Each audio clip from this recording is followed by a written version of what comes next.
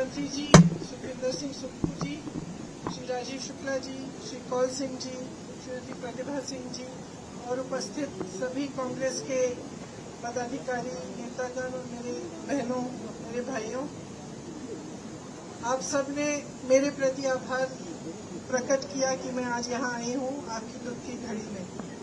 लेकिन मैं कहना चाहती हूँ कि जो परिवार का सदस्य है उसे हम धन्यवाद नहीं देते कि दुख की घड़ी में हमारे पास आया। ये उसका कर्तव्य होता है और मैं अपना कर्तव्य समझती हूँ कि जब आपके दुख हो रहे हैं तो मैं आपके पास आऊँ और आपके दुखों के बारे में आपसे सुनूं और इसकी जितनी भी समस्याएं खड़ी हुई हैं आपके सामने उनको हल करने की हम पूरी कोशिश करें। जैसे सुक्खू जी ने कहा, हिमाचल प्रदेश में जब ये आपदा आई तो हिमाचल के हर वासी के दिल में एक भावना जगी कि हम इस आपदा का सामने एक साथ करेंगे, मिलकर करेंगे। इसलिए छोटे से छोटे बच्चे स्कूल में थोड़ी सी चंदा इकट्ठा कर रहे हैं। आपने कहा कि सरकारी जो अधिकारी हैं उन्होंने भी अपनी तरफ से कुछ दिया। अभी हम आ रहे थे कि तो ये सेब के बागान जो मालिक हैं उन्होंने भी एक चेक दिया 5 लाख का, किसी और ने 1 लाख का दिया। फिर रास्ते से हम गुजर रहे थे, हमने देखा कि कुछ महिलाएं सड़क पे काम कर रही हैं। हमारी गाड़ी रोकी उन्होंने कहा कि हम श्रमदान दे रहे हैं, हम इस सड़क को ठीक करने के लिए पिछले 10 दिनों से यहाँ आकर हम काम कर रहे हैं निःशुल्क। तो ये जो भावना है आपकी, इस भावना से ही आप मजबूत बनेंगे।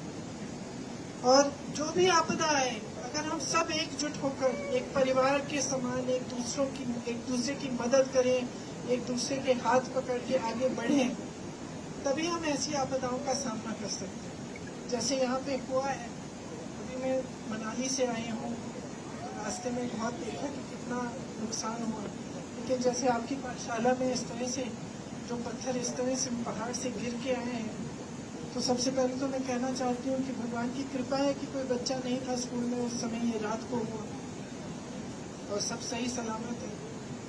लेकिन इतना नुकसान झेलना बहुत मुश्किल होता है। इसीलिए हमारी सरकार, हमारे मुख्यमंत्री जी, हमारे सारे मंत्री, जितने भी विधायक हैं, दिन रात काम कर रहे थे, आपदा के समय भी और आज भी 24 घंटे काम इसलिए कर रहे हैं ताकि आपके हाथ मजबूत हों, आप फिर से अपने पैरों पे खड़े हो पाएं। जितना नुकसान आप झेल रहे हैं उसकी आपको पूरी मदद मिले। जैसे आपने कहा, आप कह रही थी कि आपके घर में दरार आया है, तो उसके लिए भी कुछ सरकार पैसे देगी।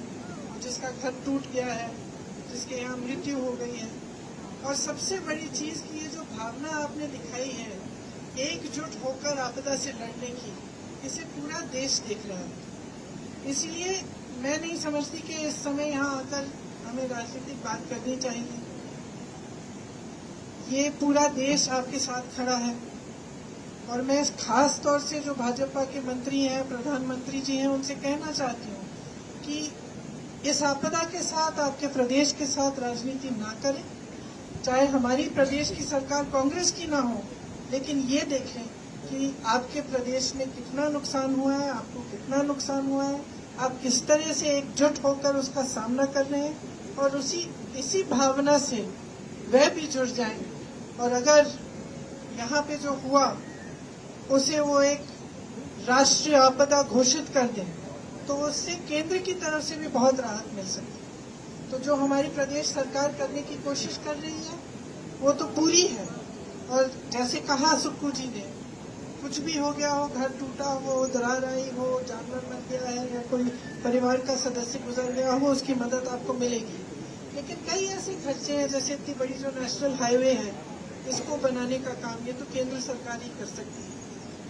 तो ऐसे कई चीजें हैं जो सिर्फ वो कर सकते हैं। तो उनसे अपील है कि वो राष्ट्रीय आपदा घोषित करें ताकि आपको और मदद मिले। और बाकी हम सब आपके साथ ही हैं, आपके सुख में साथ हैं, दुख में साथ हैं।